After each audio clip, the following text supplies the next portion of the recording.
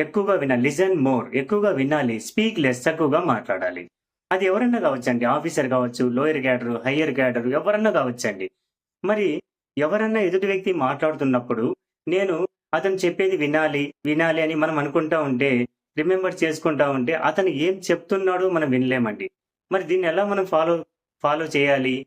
Listen more, speak less అనేది మనం ఎలా ఫాలో అవ్వాలి? ఎలా గుర్తుపెట్టుకోవాలంటే దీనికి మీకు ఒక చిన్న టెక్నిక్ చెప్తాను మీకి. లిజన్ మోర్ వాళ్ళు మాట్లాడుతున్నప్పుడు మనం వినాలి కాబట్టి మనం ఒక పని చేద్దామండి. ఒక చిన్న టెక్నిక్ చెప్తా మీకి. రైట్ థంబ్‌ని మనం ఓపెన్ చేసుకుందామండి. అంటే మనం వింటున్నాము అనే దానికి ఇది సింబల్ అండి.